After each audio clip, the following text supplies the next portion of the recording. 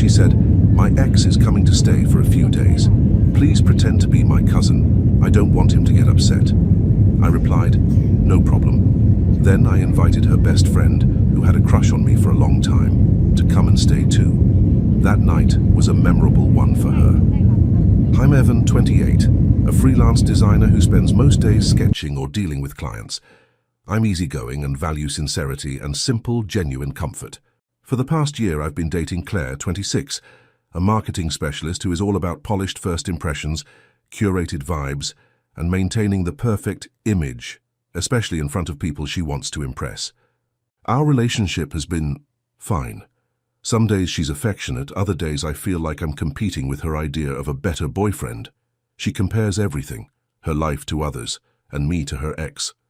Her ex, Victor. Victor is the classic high-earning finance guy. Designer clothes, competitive, always needing to look like he's winning. Claire and Victor dated 2 years ago. According to her, they broke up because he was controlling, but for some reason they still keep in touch in this strange, blurry, not quite friend, not quite over it way. She talks about him more often than I'd like, usually in a tone that borders between nostalgia and admiration. She never admits it, but I can hear it. Then there's Lena. Lena, Claire's college best friend, is a preschool teacher with a calm, natural humor. She's straightforward and caring in a simple, unforced way. And yes, she has a quiet fondness for me. She's never said it, but it shows in small things, quick glances, small details she remembers. One quiet weekend night, Claire and I were watching a movie at my apartment. We weren't doing anything special, just the usual routine, takeout, dim lights, her curled up next to me with a glass of wine. It should have been peaceful, but suddenly her phone buzzed, lighting up her face in this anxious glow. She read the message, bit her lip, and went rigid. "Evan, there's something I need to tell you." That sentence never leads anywhere good.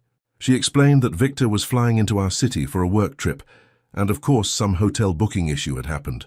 Everything was full, he had nowhere to stay, and she had already offered him her apartment for a few days. Before I could even respond, she rushed on. "I know it sounds weird, but he's a friend now, and I couldn't just say no. He would have thought I was being petty." I stared at her. "So your ex is staying with you?" She nodded quickly, like if she moved fast enough I wouldn't notice the insanity of what she was saying. But then she added the part that really hit me. "Victor can be temperamental, jealous, complicated. If he finds out I'm dating someone, it'll cause drama. He might get angry, he might cause problems at work. I don't know. So I told him you're my cousin, just for the days he's here, just to keep things calm." I blinked slowly, because if I reacted too fast I would have exploded. "You want me to pretend I'm your cousin?" I repeated. "So your ex doesn't get upset that you moved on?" She winced. "It's only temporary, Evan, a few days. I just want things to be easy. Please, I promise I'll make it up to you." In that moment, something cold settled in my chest. The realization she cared more about Victor's opinion than about me, her actual boyfriend. She didn't want conflict with him, but had no issue putting me in a humiliating position to keep him comfortable. But instead of arguing, something clicked in my mind. A different path, a quieter, calmer one. One she wouldn't see coming. I said in the most even tone I could manage, "All right, I'll be your cousin." She lit up with relief, leaned in to kiss my cheek and thanked me like I had just saved her career. She promised favors, dinners, weekend getaways, whatever she thought would soothe the sting of what she was asking. But I wasn't soothed, not even close, because the moment she left my apartment that night, humming happily like she had solved a delicate problem, I picked up my phone and opened a new message thread. To Lena. "Hey Lena," I typed. "Claire has a relative visiting and needs more space at her place. She asked me to see if you needed somewhere to stay temporarily. My apartment has plenty of room. You're welcome anytime. I'm having some friends over this weekend too. Feel free to join." Was it a lie? No, just selectively truthful. A different kind of no problem, delivered in my own way. And just like that, everything was set in motion. The stage, the cast, the tension, the coming storm. Claire wanted a cousin. I was about to give her a whole damn performance. The moment Claire left my place, clutching her phone like she'd just defused a bomb instead of planting one, I lay back on the couch and exhaled. I wasn't angry. Anger is loud. What I felt was quieter, heavier, like someone had shut a door inside me and the echo was still settling. I stared at the ceiling for maybe 30 seconds before I picked up my phone and messaged Lena. "Hey Lena, Claire has a relative coming for a few days and she asked me to help make space. Thought you might still need a place while your apartment is under renovation. My place is open. You can stay here if you want. Also having a small get-together this weekend. You should drop by." It wasn't technically a lie, but it wasn't the truth Claire imagined either. Lena replied almost immediately. "Evan, seriously, that timing is perfect. I'd love to. I'll come by tomorrow afternoon. Also a party? What's the occasion?" I smiled at the screen. "Just welcoming someone." Not wrong. Just incomplete. Lena showed up the next day with a small suitcase and a box of homemade pastries. She was smiling, one of those unguarded smiles that warms a room without asking permission. I cleared a corner of the living room for her to set up temporary bedding. She kept apologizing for taking space, and I kept telling her she wasn't. "So whose relative are we welcoming?" she asked while unpacking a blanket. "You'll see," I said. "Could be interesting." She gave me a suspicious squint but let it go. That's the thing about Lena. She trusts easily, not out of naivety, but because she chooses to believe people mean well until proven otherwise. That trust would be tested soon. Victor showed up that evening. I swear he arrived like a walking LinkedIn profile. Tailored coat, leather shoes too shiny for any real street, and a smugness that could have been bottled and sold as luxury cologne. Claire greeted him downstairs and brought him up, her cheeks flushed in a way I hadn't seen around me in months. She looked like she was hosting royalty. Victor scanned the apartment like an inspector, evaluating a rental he was about to flip for profit. Then Claire introduced me. "This is Evan, my cousin. He's staying here for a bit." I stuck out my hand. "Nice to meet you." Victor's handshake was firm and unnecessarily competitive. "Cousin, huh?"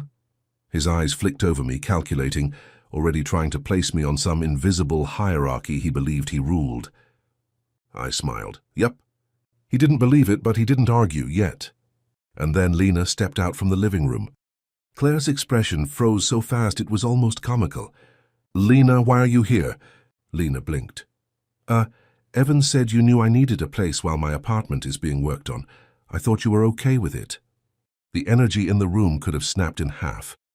Claire turned to me with that smile people wear when company is present, stretched across her face, but nowhere near her eyes. I stayed calm. "Yeah, I probably forgot to mention it, sorry. She'll only be here a bit. Besides, it'll be fun, right? Extra company." Victor lifted a brow.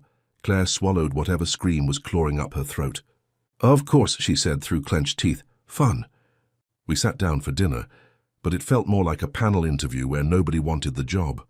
Claire kept steering the conversation toward Victor, asking about his work, his travels, his investments, even his gym routine. She laughed at every comment he made like they were crafted by stand-up comedians. In contrast, Victor kept dropping little hints about their past. "Remember that time in Singapore, Claire? That seafood place you loved? Or, you still drink white wine? You used to hate red when we were together." Subtle but deliberate. Across the table, Lena and I naturally gravitated into our own orbit. She told me about her students, their funny mispronunciations, the way one kid insisted dinosaurs still lived in his backyard. We laughed softly, comfortably, like we always had. Not performatively, just naturally, Claire noticed. Her smile tightened each time Lena's laugh slipped out. At one point she cut in sharply, "Lena, could you help me get dessert?" Lena hesitated but followed Claire into the kitchen. Their voices were low but the walls didn't hide much. "Acting?" Lena replied, confused. "We're just talking." "We'll maybe talk less, it looks weird." "To who, Victor?" Lena sounded offended.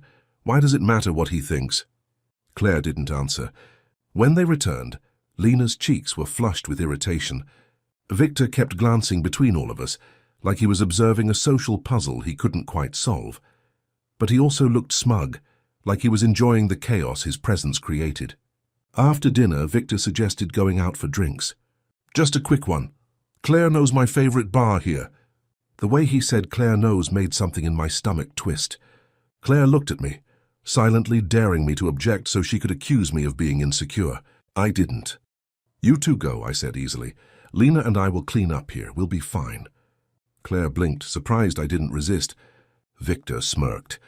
Lena looked worried. Before leaving, Claire leaned in close, smile fake as porcelain. "We'll talk later." Of course we would. The door closed behind them, and for the first time that evening, silence didn't feel suffocating. Lena let out a massive sigh and dropped onto the couch. "I feel like I just walked into a play I didn't audition for," she muttered. "Yeah," I said. "Sorry you got dragged into this." She turned to me. "Evan, why is Victor here, and why did Claire introduce you as her cousin?" So I told her everything. The ask, the insult, the reason I didn't fight back. Lena stared at me, horrified. "She made you hide your relationship for him." I shrugged. "It is what it is." "It shouldn't be," Lena whispered. "You don't deserve that." There was something about the way she said it, quiet, firm, sincere, that hit deeper than Claire's praise had in months. We watched a comedy movie together to ease the tension. We shared popcorn. Our shoulders brushed a few times, and each time Lena went slightly pink but didn't pull away. For a brief moment, everything felt easy. Then the front door opened. Claire and Victor stepped in. They were earlier than expected. Maybe the bar wasn't fun, maybe the conversation wasn't flowing, or maybe Claire came back for one reason only, to catch something. She froze when she saw Lena and me laughing together on the couch under a warm lamp, sitting just a bit too comfortably. Victor raised a brow. Claire's eyes darkened. "Well," she said coldly, "you two look cozy." Lena stood immediately, awkward and polite. "We were just watching a movie." Claire ignored her and locked her eyes on me. "Evan, upstairs now." And that was the moment I knew. The cousin act was about to get ugly.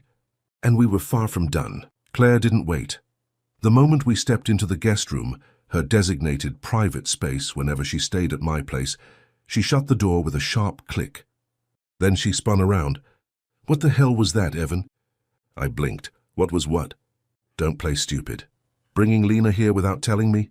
Acting all close with her in front of Victor, you made me look ridiculous." There it was. Not hurt, not confusion, not even jealousy. Humiliation. Her worst enemy.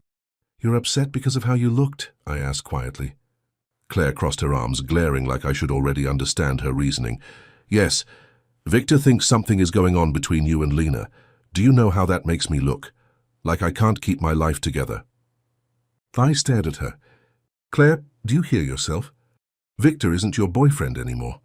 "So that's not the point," she snapped. "He's still important. His opinion matters." "Why?" I asked. "Why does his opinion matter more than mine?" She stiffened. I continued. "You're so worried about what Victor thinks that you made me hide our relationship. You made me pretend to be your cousin. You don't think that's humiliating for me?" Claire scoffed. "That was just a temporary solution to avoid drama. You're my boyfriend. You're supposed to help me." "But you don't treat me like your boyfriend," I said, keeping my tone even. "You treat me like a prop to manage your image." She rolled her eyes dramatically. "God, you're being sensitive." "No," I said. "I'm being honest." That's when she snapped. "Fine. Since you want honesty, sometimes I wish you were more like Victor. He's driven, ambitious, successful. He has a real career path. He's not spending his days drawing in a living room wearing sweatpants." The words hit like a punch. Not because she said them, but because she meant them. For a moment, all I heard was silence. Then my phone buzzed. Claire's eyes flicked to it. "Who's that?" It was Lena. "Lena, are you okay?" I heard yelling, "I can leave if you want. I don't want to cause trouble." That text, the quiet concern, the kindness, it contrasted with Claire's disdain so sharply, it felt like stepping into warm sunlight after freezing rain. I locked eyes with Claire. "You're right," I said softly. "We're not a match. You and Victor, you care about the same things, status, impressions, appearances. I'm not built like that." She blinked rapidly as if she hadn't rehearsed for this outcome. "Evan, don't be dramatic. We've been together for a year. You're mad right now, but—" "No," I cut in. "I'm clear-headed for the first time." Her mouth fell open. "You're breaking up with me over Lena, over tonight?" "No," I said. "Over the way you treat me." Claire didn't scream. Not yet. She just stared like she'd misread the script of her own play. But the storm was coming. When we walked back downstairs, Lena was packing her suitcase quietly. Victor was sipping water on the couch, clearly entertained, but trying to act neutral. Lena looked up, worried. "I can go, Evan. I don't want to make things worse." You're not leaving, I said gently. This is my home. You're welcome here. Claire's nostrils flared. Unbelievable. Then Victor, of all people, chimed in. So, you're not really cousins, he said with a half grin. No, I said plainly. I'm her boyfriend, or I was 5 minutes ago. Victor's smirk cracked. Wait, you were dating him this whole time and made him pretend otherwise? Claire, what the hell? Claire rounded on him. Don't start. But Victor wasn't holding back. You told me you were single. You acted like... Never mind. He shook his head, disgusted. You really haven't changed. Claire's face burned with humiliation. You, she snapped at me. And you, she pointed at Lena. You two planned this. You ruined everything. My reputation, my relationship, my... Claire, Lena said softly but firmly. You ruined it yourself. You treated Evan like he was disposable, like he should be hidden. No one can live like that. Claire stared at Lena, as if betrayed by the one person she thought would always side with her. Then she burst into tears, not fragile tears, but angry, frustrated, why is everyone against me tears, and stormed into the guest room, slamming the door so hard the frame rattled. Victor let out a long sigh. I need a hotel, he muttered, grabbing his coat. This was a mistake. He left without looking at Claire once. The apartment went quiet again. Too quiet. Lena exhaled shakily. Evan, I'm so sorry. I shook my head. It's not on you. None of this is. She hesitated, then touched my arm softly. For what it's worth, you did the right thing. And for the first time that night, I believed it.